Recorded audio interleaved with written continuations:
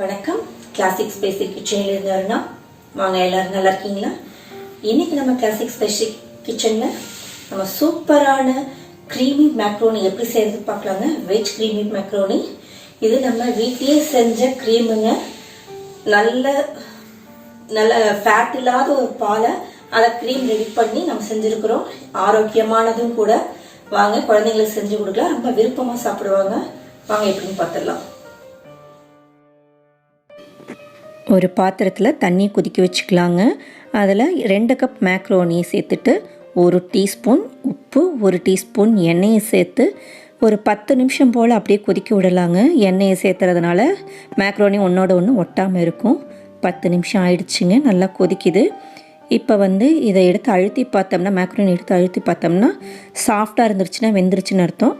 அதை வடிகட்டிக்கலாம் ஒரு கொலாண்டரில். வடிகட்டிட்டு 1 டீஸ்பூன் எண்ணெயை மேலே சேர்த்துக்கலாம். கூட சில்லுன்னு இருக்கிற தண்ணியும் சேர்த்துக்கலாம் கொஞ்சம். அப்போ ஒன்றோட ஒன்று ஒட்டாமையும் ஈரப்பதத்தோடையும் மெயின்டைன் ஆகிட்டு இருக்கட்டுங்க. அப்படியே ஆறட்டும்.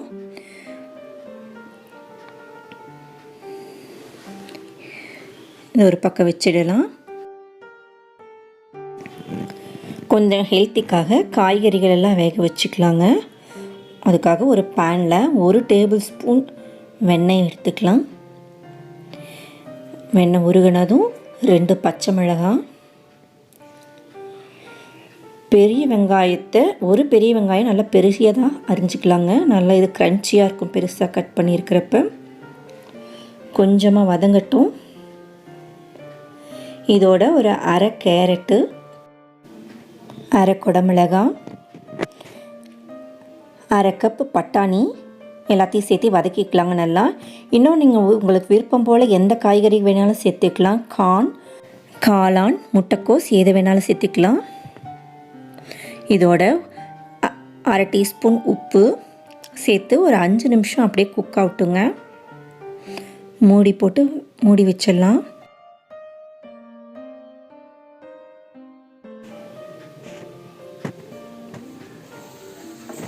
அஞ்சு நிமிஷம் ஆயிடுச்சுங்க.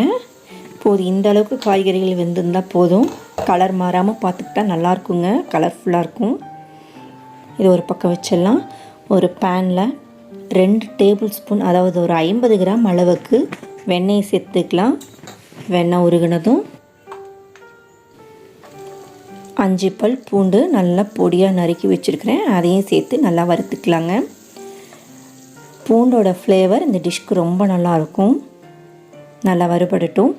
அதோட ஒரு 4 டேபிள் ஸ்பூன் அளவுக்கு கார்ன்ஃப்ளவரை சேர்த்து அதையும் நல்லா வறுத்துக்கலாம். இது நல்லா ஒரு க்ரீமியாக நமக்கு கிடைக்கும். கரிஞ்சிராமல் சிம்லே இருக்கட்டுங்க, கரிஞ்சிராமல் வறுபடுங்க. நல்ல ஒரு மெல்ட் ஆகி வர ஸ்டேஜ் இருக்கும். அந்த ஸ்டேஜில் நாம் ஒரு 3 கப் அளவுக்கு, அதாவது 750 ml 3/4 லிட்டர் பால் எடுத்துருக்கிறேன், அதை சேர்த்துக்கலாங்க.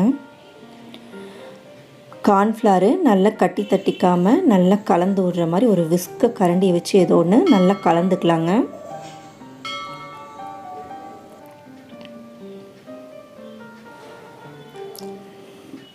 பால் நல்லா கொதிக்கட்டுங்க. கொதி வர்ற ஸ்டேஜில் திக்காக ஆரம்பிக்கும்.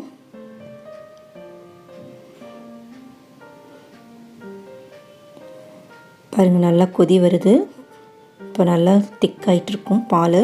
இந்த ஸ்டேஜில் நான் 1 கப் அளவுக்கு க்ரீம் சேர்த்துக்கிறேன். இந்த க்ரீம் வீட்டிலே செஞ்சது தாங்க. உங்களுக்கு இந்த ரெசிபி தேவைன்னா எனக்கு கமெண்ட்ஸில் சொல்லுங்கள், நம்ம வீடியோ போடலாம். நல்லா கலந்து விட்டுட்டு பாருங்கள், இந்த திக்னஸ் இருக்கும். இந்த ஸ்டேஜில் நாம் வேக வச்சுருக்கிற காய்கறிகள், அப்புறம் வேக வச்சு எடுத்துருக்கிற மேக்ரோனி ரெண்டுத்தையும் இதில் சேர்த்துக்கலாங்க.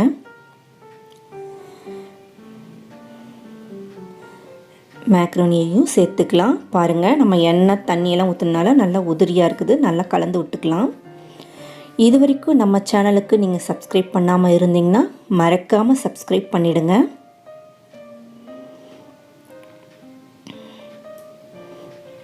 இந்த ஸ்டேஜில் 1 டீஸ்பூன் உப்பு, அரை டீஸ்பூன் மிளகுத்தூள், அரை teaspoon garam masala, 1 teaspoon chilli flakes, கொஞ்சமாக மிக்ஸ்டு ஹெர்ப்ஸ் சேர்த்துருக்கேங்க. இது ஆப்ஷனல் தான். இது உங்கள்கிட்ட இருந்தால் சேர்த்துக்கோங்க, இல்லை ஒன்றும் பிரச்சனை இல்லை. இது சேர்த்துறதுனால ஒரு நல்ல ஃப்ளேவர் கொடுக்கும். இந்த டிஷ்க்கு சில்லி ஃப்ளேக்ஸ் தான் நல்ல ஒரு காரத்தை கொடுக்குங்க. உங்களுக்கு எவ்வளோ காரம் வேணுமோ அதுக்கு தகுந்த மாதிரி சில்லி ஃப்ளேக்ஸ் சேர்த்துக்கோங்க.